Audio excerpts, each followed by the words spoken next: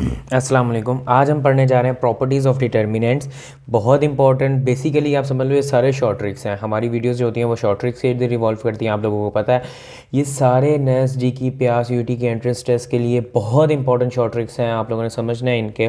For square matrix if A determinant is equal to A transpose का determinant, ये बात याद रखनी है। इस तरह के एमसीक्यूज भी आ जाते हैं। तो अगर आपको ए का डिटर्मिनेंट दिया गया और कहा ए के ट्रांसपोज का डिटर्मिनेंट फाइंड करो, तो ऑब्वियसली वो वही होगा, तो फ़ौरन से वो आंसर लगा देना बगैर सोचे समझे, बगैर कैलकुलेशन के। ये डिफरेंस होता है उन स्टूडेंट्स में शॉर्ट ट्रिक्स करके आए होते हैं और उन स्टूडेंट्स से जो पूरा सॉल्व करते हैं, ठीक है ना। आप लोगों ने पूरा सॉल्व नहीं करना है जिन चीज़ों के शॉर्ट ट्रिक्स होते हैं। इफ़ टू रोज और two columns are interchange and resulting determinant will be minus है। ये सिंपल सी प्रॉपर्टी है, ये आप लोगों ने पढ़ी होगी कि अगर दो रोज हैं या दो कॉलम्स हैं, उन्हें इंटरचेंज कर दो। मतलब अगर एक मैं बताता हूँ आपको, 1 2 -1 0 है मेरे पास, ठीक है ना। और इसमें मैंने कर दिया -1, इसे इंटरचेंज कर दिया, -1 0 1 2, ये मैंने बना दिया। तो जो इसका डिटर्मिनेंट होगा वो इसके डिटर्मिनेंट का नेगेटिव होगा, ठीक है। अगर इसका डिटर्मिनेंट लेट्स सपोज 2 था, ठीक है, तो इसका डिटर्मिनेंट -2 हो जाएगा। कैलकुलेट करके देख लेना, सही है ना। तो अगर आप लोगों ने इंटरचेंज कर दिया दो कॉलम्स को या दो रोज़ को, तो आपका डिटर्मिनेंट नेगेटिव हो जाएगा। If square matrix has two identical rows और identical columns then a determinant is equal to 0। ये हमने शॉर्ट ट्रिक पढ़ा था कुछ वीडियोज़ में कि अगर आपके पास 1 2 3 4 -1 -1 0 8 9 10 -11 0 21, ठीक है ना। और फिर 1 2 3 4, ये देखो दो रोज़ अगर आपके पास सेम आ गई, ये लास्ट वाली और पहली वाली सेम है, तो इसका मतलब है आपके पास जो हमारे पास डिटर्मिनेंट है इसका 0 होगा। तो ये इस तरह एमसीक्यूज आ जाते हैं, ये आप लोगों ने ध्यान रखना है। इफ़ ऑल एंट्रीज ऑफ रोज और कॉलम्स आर 0, अच्छा कोई एक कॉलम या कोई एक रो ऐसी आ गई जिसके सारे एलिमेंट 0 हुए, तो उसका डिटर्मिनेंट भी 0 हो जाता है।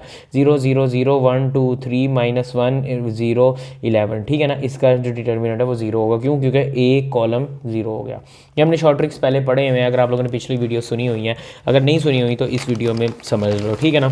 अब आगे हम पढ़ेंगे इफ़, अच्छा, इफ़ ऑल रोज और कॉलम आर मल्टीप्लाइड बाय के देन डिटर्मिनेंट ऑफ ए, ठीक है ना। अगर आप एक किसी रो को ले लेते हो, जैसे 1 2 3 0 0 0 1 1 1, ठीक है ना। एक नीचे वाले को आप मल्टीप्लाई करा देते हो 2 से, ठीक है ना। तो आपके पास आ जाएगा 1 2 3 0 0 0 2 2 2, ये आ जाएगा। लेकिन अब इसका जो डिटर्मिनेंट होगा वो भी 2 से मल्टीप्लाई करवाना पड़ेगा आपको, ठीक है ना। अगर आपने कोई रो या कोई कॉलम किसी भी एलिमेंट से के से मल्टीप्लाई करवाई है, तो उसी के से आपको मल्टीप्लाई करवाना पड़ेगा उसका डिटर्मिनेंट भी। अगर एक डिटर्मिनेंट ऐसे लिखा हुआ है, ठीक है, मैट्रिक्स नहीं है, ये डिटर्मिनेंट है। अगर एक डिटर्मिनेंट जो है वो हमारे पास ऐसे लिखा हुआ है, इस फॉर्म में लिखा हुआ है, ठीक है ना, तो इसे आप इस तरह एक्सपेंड करके भी लिख सकते हो कि ये वाली रो ले लो 1 4 6 और बाकी सारे लिख लो 3 2 1 5 9 8, 1 4 6 3 2 1 5 9 6। उसके बाद 3c plus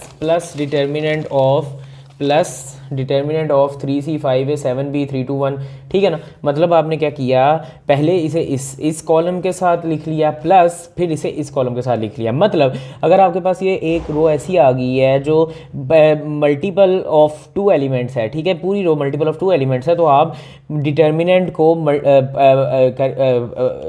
addition of 2 elements लिख सकते हो। एडिशन ऑफ 2 एलिमेंट्स, अगर कोई ऐसा कॉलम आ गया जो एडिशन ऑफ 2 एलिमेंट्स है, तो आप एडिशन ऑफ 2 डिटर्मिनेंट्स करके लिख सकते हो। मतलब समझ आ गई होगी।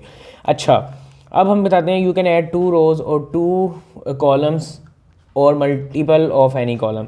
अगर आप 2 कॉलम या 2 रोज़ को ऐड भी कर सकते हो, ठीक है, या फिर किसी रो के किसी रो को किसी से मल्टीप्लाई कराओ फिर भी ऐड करवा सकते हो। इसमें आपको कोई भी रो या कोई भी डिटर्मिनेंट में चेंज नहीं आएगा, ठीक है ना। तो ये टेंशन नहीं लेनी। If a matrix is in triangular form then determinant will be product of main diagonal. ये हमने पढ़ा हुआ है कि अगर हमारे पास इस तरह से आ जाता है एक 1 2 0 3 4 1 5, ठीक है ना, अपर ट्रायंगुलर या लोअर ट्रायंगुलर मैट्रिक्स अगर मेरे पास आ जाता है, ठीक है ना, तो मेरे पास जो इसका डिटर्मिनेंट होगा वो ये वाले एलिमेंट्स हो जाएंगे, सही है ना।